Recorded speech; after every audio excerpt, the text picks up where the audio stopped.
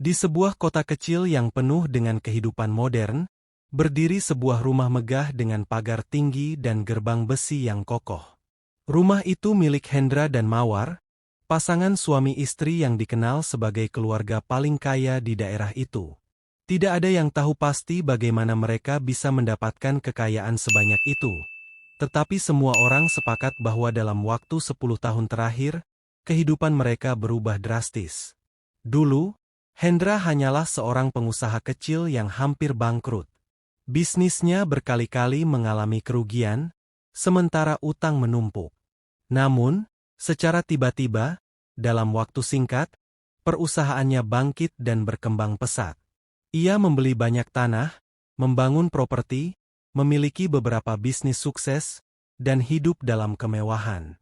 Tetapi di balik kekayaan yang melimpah, ada satu hal yang masih menjadi kesedihan terbesar mereka. Mereka tidak memiliki keturunan. Dambaan seorang pewaris. Mawar sering menangis di malam hari, merasa hampa meski dikelilingi segala kemewahan. Ia memiliki rumah yang besar, mobil mewah, perhiasan mahal, tetapi tidak ada suara tawa anak yang mengisi rumah itu. Setiap kali ada pertemuan keluarga atau arisan, Mawar selalu merasa tertekan ketika ditanya, "Kapan punya anak?" atau, "Kekayaan sebanyak ini mau diwariskan ke siapa?" Bagi Hendra, ini bukan sekadar soal meneruskan garis keturunan. Ia percaya bahwa kekayaan yang ia miliki harus tetap berada dalam keluarganya. Ia butuh pewaris. Seseorang yang bisa ia ajari cara mengelola semua bisnisnya. Seseorang yang bisa melanjutkan kejayaan keluarganya setelah ia tiada. Namun, setelah berbagai upaya, berobat ke dokter, mencoba berbagai pengobatan alternatif, hingga berkonsultasi dengan orang pintar, tidak ada hasil yang mereka dapatkan. Dalam hatinya, Hendra mulai curiga bahwa ini adalah bagian dari konsekuensi pesugihan yang ia jalani. 10 tahun yang lalu, ketika hidupnya berada di ambang kehancuran, Hendra menerima tawaran dari seorang dukun sakti untuk menjalani pesugihan tuyul. Dengan ritual tertentu, ia mendapatkan bantuan makhluk gaib yang mencuri uang dari orang lain dan memasukkannya ke dalam bisnisnya. Syaratnya sederhana. Harus rutin memberi sesajen setiap malam Jumat. Tidak boleh membicarakan asal kekayaannya kepada siapapun. Harus menerima semua konsekuensi yang datang tanpa mempertanyakan. Selama ini, ia mengikuti semua aturan itu tanpa banyak berpikir. Namun, kini ia mulai bertanya-tanya, apakah kemandulan ini adalah bagian dari konsekuensi yang dimaksud? Malam itu, saat sedang duduk di ruang kerjanya yang megah, Hendra memandangi foto dirinya dan Mawar di hari pernikahan mereka. Ia mengingat bagaimana mereka pernah bermimpi memiliki keluarga besar dengan anak-anak yang berlarian di sekitar rumah. Tetapi setelah 10 tahun, mimpi itu tetap menjadi angan-angan. Tiba-tiba, suara langkah kaki kecil terdengar di sudut ruangan. Hendra mendongak, tetapi tidak melihat siapapun. Hanya bayangan kecil yang melintas di kaca jendela. Ia merinding. Ia tahu tuyulnya selalu ada di dekatnya. Dan malam itu, ia mengambil keputusan besar, jika pesugihan ini yang menghalangi mereka memiliki keturunan, maka ia harus mencari cara untuk mengatasinya. Namun, apa yang terjadi setelahnya jauh lebih mengerikan dari yang ia bayangkan. Setelah bertahun-tahun mendambakan keturunan, akhirnya doa Hendra dan Mawar terjawab. Mawar hamil. Kabar ini seharusnya menjadi kebahagiaan terbesar dalam hidup mereka. Namun, sejak awal kehamilan, Mawar mulai mengalami banyak kejadian ganjil yang sulit dijelaskan dengan akal sehat. Di usia kandungan 2 bulan, perut Mawar sudah tampak seperti orang yang hamil 5 bulan. Dokter yang memeriksanya pun terkejut, tetapi hasil USG menunjukkan bahwa janin berkembang dengan normal. Tidak ada yang aneh secara medis. Namun, semakin waktu berlalu, keanehan demi keanehan terus terjadi. Saat memasuki bulan ke-9, Mawar merasa bahwa dirinya akan segera melahirkan. Tetapi, sesuatu yang aneh terjadi, kontraksi itu tidak pernah datang. 10 bulan, 11 bulan, 12 bulan, kehamilannya terus berlanjut. Dokter yang menangani mulai kebingungan. Secara medis, bayi dalam kandungan seharusnya sudah tidak bisa bertahan selama itu. Namun, setiap kali Mawar melakukan pemeriksaan, dokter selalu mengatakan hal yang sama. Janin masih sehat. Kita hanya perlu menunggu. Menunggu? Sampai kapan? Saat usia kandungannya mencapai 15 bulan, perut Mawar sudah membesar secara tidak wajar. Malam-malamnya penuh dengan mimpi buruk dan suara-suara aneh yang mengganggunya.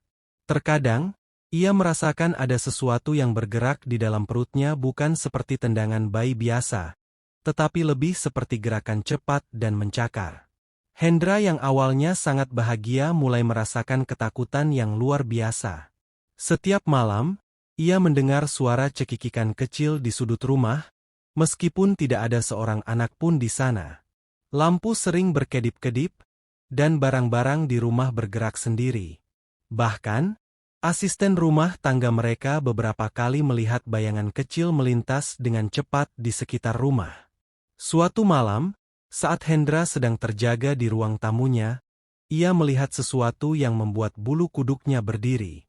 Di cermin besar di ruang tengah, ia melihat refleksi Mawar sedang berdiri di belakangnya. Tetapi ada sesuatu yang janggal, di perut Mawar yang besar, ada jejak tangan kecil yang bergerak-gerak dari dalam, seolah-olah ada sesuatu yang ingin keluar. Hendra terkejut dan menoleh ke arah Mawar. Tetapi saat ia melihat langsung, tidak ada apa-apa. Ia tahu bahwa ini bukan kehamilan biasa.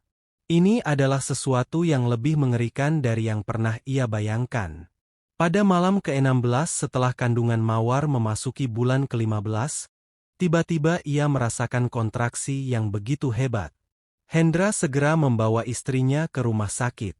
Tetapi dalam perjalanan, sesuatu yang aneh terjadi.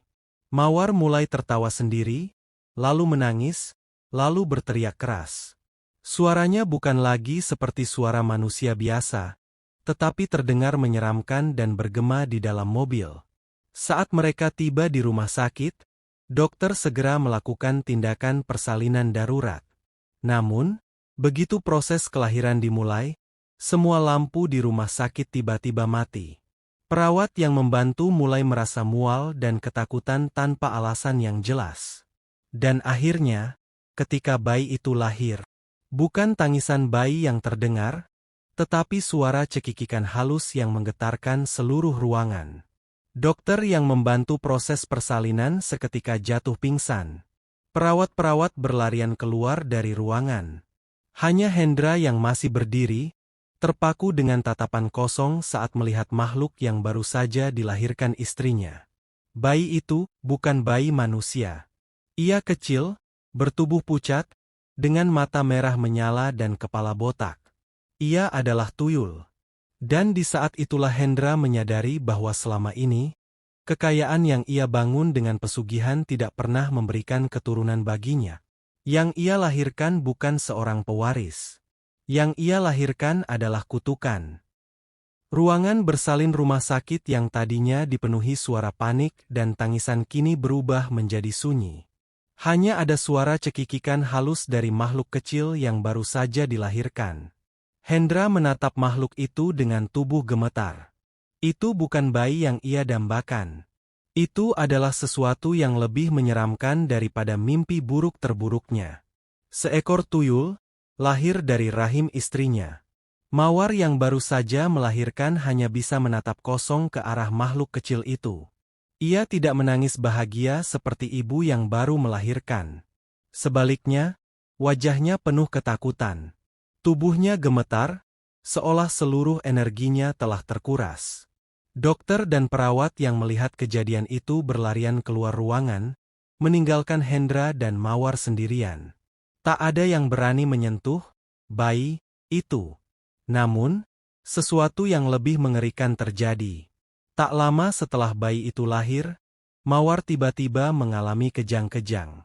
Matanya memutih, tubuhnya menegang, dan dari mulutnya keluar bisikan aneh yang tak bisa dipahami. Hendra panik dan mencoba memanggil dokter kembali. tetapi tak ada satupun tenaga medis yang berani masuk. Dari sudut ruangan, makhluk kecil itu merangkak mendekati Mawar. Begitu ia menyentuh tubuh ibunya, Mawar langsung diam, nafasnya terhenti. Ia meninggal seketika. Hendra membeku di tempatnya. Tubuhnya lemas, kakinya tak mampu menopang dirinya lagi. Ia baru saja kehilangan istrinya. Dan penyebabnya adalah sesuatu yang ia ciptakan sendiri. Setelah kematian Mawar, hidup Hendra berubah menjadi mimpi buruk tanpa akhir. Makhluk kecil yang ia lahirkan tidak bisa ia tinggalkan. Ia selalu mengikuti Hendra kemanapun ia pergi. Awalnya, Hendra mencoba bersikap normal.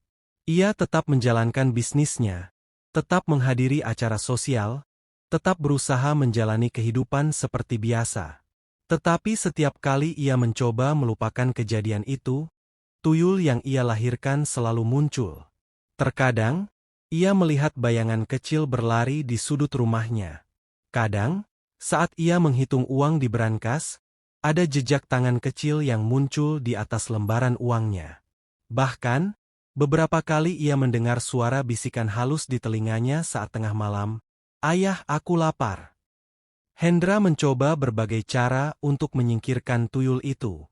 Ia memanggil dukun, ulama, bahkan pergi ke paranormal paling sakti. Namun, tak ada yang bisa menghilangkan tuyul itu. Seorang dukun tua akhirnya mengatakan sesuatu yang membuat Hendra semakin putus asa. Tuyul itu bukan tuyul biasa. Ia tidak datang dari pesugihanmu. Ia adalah darah dagingmu. Ia bagian dari hidupmu. Dan selama kamu masih hidup, kamu tidak akan pernah bisa lepas darinya. Hendra merasa dunianya runtuh. Ia akhirnya sadar, kutukan ini bukan sesuatu yang bisa ia hentikan. Hendra semakin terpuruk. Ia tak lagi bisa tidur dengan tenang. Ia sering melihat bayangan istrinya di setiap sudut rumah. Ia merasa dirinya dihantui oleh dosa yang ia buat sendiri.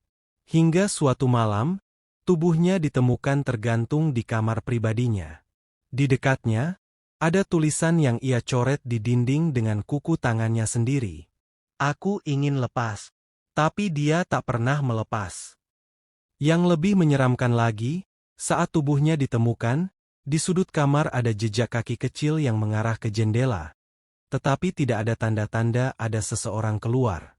Sejak saat itu, rumah Hendra menjadi rumah kosong yang ditinggalkan. Tak ada yang berani membelinya, tak ada yang berani mendekatinya. Namun, beberapa orang yang melewati rumah itu sering mendengar suara cekikikan kecil di tengah malam. Kisah ini mengingatkan kita bahwa setiap kekayaan yang diperoleh dengan jalan sesat selalu memiliki harga yang harus dibayar.